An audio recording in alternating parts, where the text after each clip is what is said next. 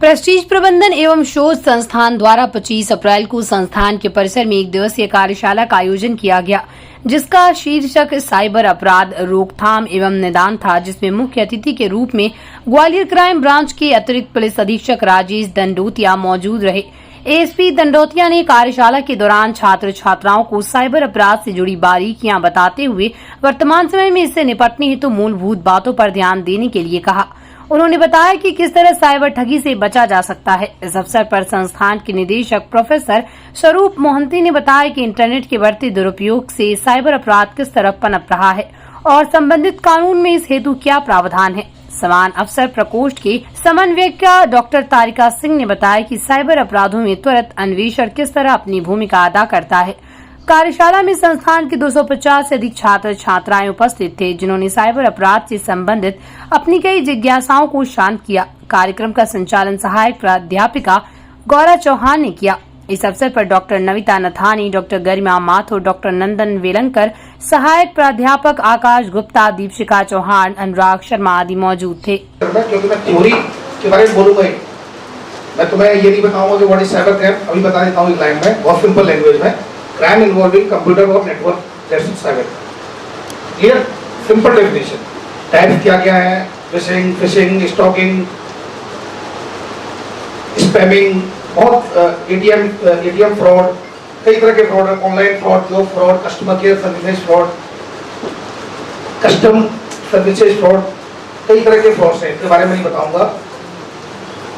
मैं आपको बताता हूँ कि टेक्नोलॉजी कितनी जल्दी से चेंज हो रही है, आपको पता भी नहीं होगा कितनी तेजी से स्मार्ट चीजें आ रही हैं। जैसे कि smart car, smart fridge, smart city, smart watches, even smartphone.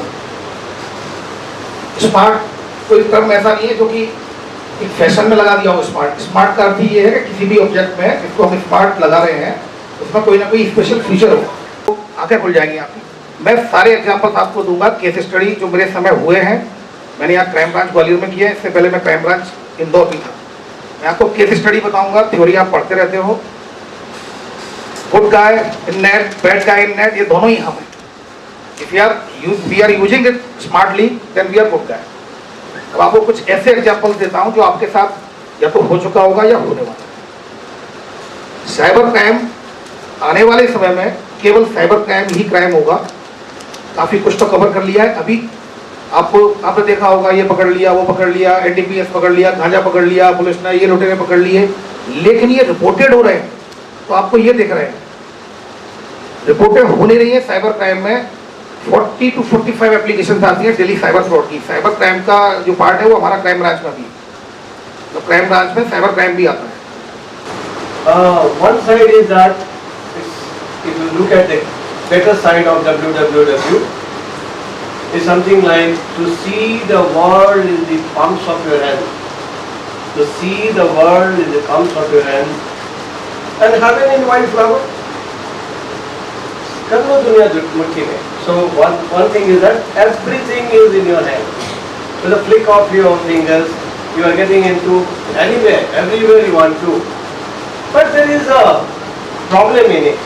If you do not know how to deal with it properly, there is a darker world awaiting for you, enticing you, capturing your every thought, process and all that. And every movement is being tracked by this world, unknowingly, subconsciously, or maybe knowingly. Prestige college में मैं thanks करना चाहूँगा director स्वरूप मोहंती जी को, और तारिका Singh deputy director हैं, और गौरा जो कि यहाँ स्टाफ फैकल्टी हैं। इन सभी लोगों ने एक ऑर्गेनाइज कराया था साइबर अवेयरनेस के लिए एक प्रोग्राम, और इसमें स्टूडेंट्स थे, एमबीए के भी थे, एलएलबी के भी थे, लॉ स्टूडेंट्स भी थे। इसमें कई तरह के स्टूडेंट्स थे और इसमें लगभग 200 की संख्या थी। इसमें बेसिकली इनको ये बताया कि डे टू डे एक्टिविटीज़ में हम कहाँ साइबर फ्रॉड का शिकार हो रहे हैं, और साइबर फ्रॉड के लिए अगर हम ये सोचें कि पुलिस कुछ करेगी तो ये थोड़ा सा ज़्यादा एक्सपेक्टेशन है, क्योंकि साइबर क्राइम को प्रिवेंट करने के लिए साइबर अवेयरनेस बहुत इंपॉर्टेंट है। पुलिस अपना काम कर रही है, लेकिन हमारी भी कुछ जिम्मेदारियाँ हैं। डे टू डे हम स्मार्टफोन को यूज़ करते हैं, लेकिन स्मार्टफोन को यूज़ करने के लिए हमें स्मार्ट पर्सन बनना होगा, तभी जाके हम इनका सही तरह से टेक्नोलॉजी का उपयोग कर पाएंगे। और डे टू डे एक्टिविटीज़ में कई लोग इतना शिकार हो रहे हैं, कई लोग इसमें सुसाइड भी कर रहे हैं। इस तरह की कई घटनाएं देखने को मिली है, जिससे काफ़ी मेजर इंस्टेंसेज हुए हैं, जिसमें कि काफ़ी मतलब उसके परिणाम काफ़ी गंभीर आए हैं। तो ऐसी स्थिति में इनको एक प्रयास किया गया था कि एक ओपन सेशन था स्टूडेंट्स के साथ कि किस तरह से उनको क्या प्रॉब्लम्स आ रही हैं, साइबर फ्रॉड के बारे में वो कितना जानते हैं और क्या क्या डेवलपमेंट्स हुए, और केस स्टडीज़ भी इनको बताई गई। जिस तरह से क्राइम ब्रांच में इस तरह के केसेज आ रहे हैं, उनसे भी इनको अवगत कराया गया। तो निश्चित रूप से ये साइबर अवेयरनेस के जरिए ही कंट्रोल हो पाएगा। उसके लिए लगातार हम और सभी लोग मिलकर इसका प्रयास करेंगे। मेरे मत में साइबर क्राइम अब ऐसा क्राइम है जिससे सभी लोगों को बाय एंड लार्ज सभी लोगों को फेस करना है, ये बड़ा चैलेंज है।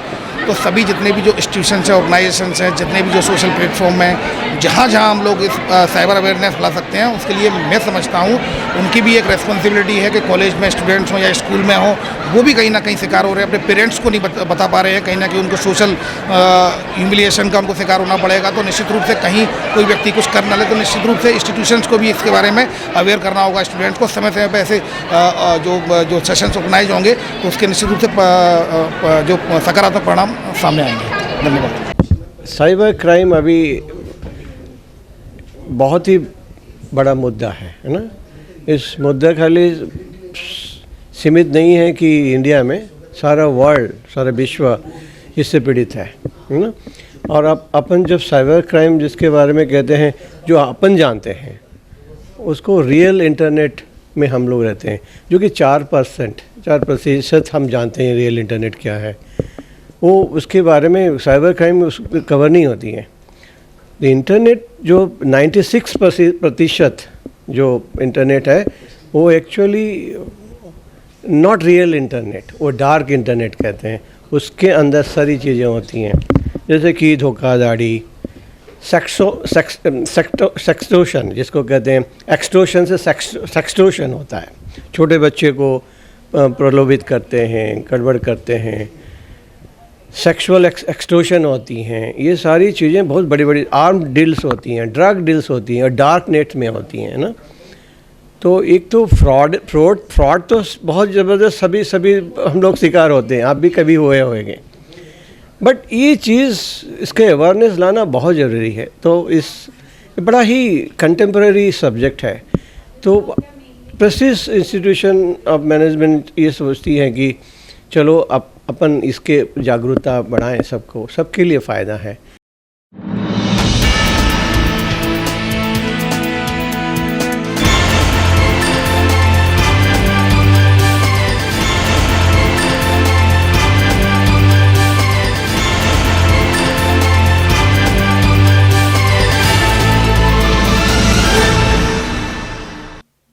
और भी रोचक खबरें देखने के लिए YouTube पर MP टुडे नेटवर्क को सब्सक्राइब करें, खबर को लाइक करें और बेल आइकन दबाना ना भूलें, जिससे आपको रोज नई खबरें देखने को मिलेंगी।